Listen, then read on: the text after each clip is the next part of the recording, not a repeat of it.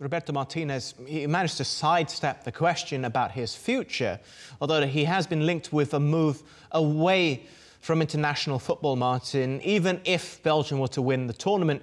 Although the new reports coming out are that Roberto Martinez, the jobs that he wanted, say the Tottenham job, Real Madrid or some of the other big clubs, well, they've all even snapped up.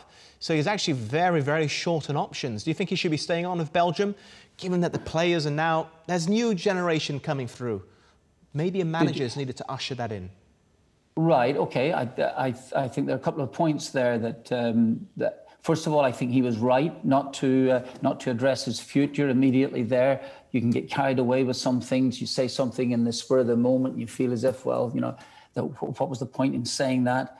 That defeat is weighing on him at this moment because Belgium have had this reputation as being the gold. This is the golden age of Belgian football, that they should be maybe going on to win the big tournament. Just as Federico mentioned earlier, they haven't won that. They haven't broken that psychological barrier. Yet, having said this, they ended up in the semi-final of the World Cup. It's the furthest that they've ever got a couple of years ago.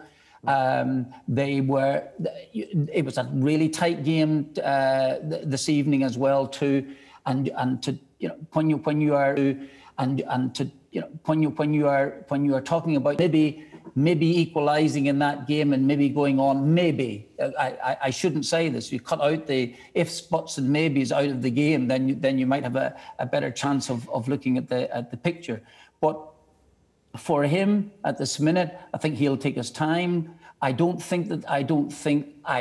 might be wrong here, but I don't think that the Belgian press will be pressing for him to leave immediately. I don't think that would be the case. I don't know. Maybe the expectation in Belgium is incredibly high, if that's the case. But it's a difficult one at this minute. A difficult one for him at the moment to see. Coach, yes, go on.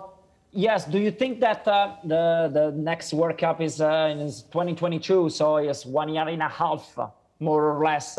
Could we change something on the strategy, on the decision, so it's not, you have not to wait 2 years? Absolutely. I was just going to mention that point, because it's so close again, and the qualifying games are played in almost in a hurry. Yeah, I think that's right, and then you've time again. If you're looking at it, and if you're thinking this is a job that you have started, but it's not been finished yet, you haven't broken that barrier, then I think it'd be something that he would want to. I think he would want to try and continue. But again, I do not have that inside knowledge. I haven't spoken to him in quite some considerable time. And so I don't know. But Federico makes a very good point. Because it's so close, because the games are gathered there, you've no time. In fact, some of the matches have already been played in the competition. Therefore, I think that he might just say, listen, I'll give this one more go.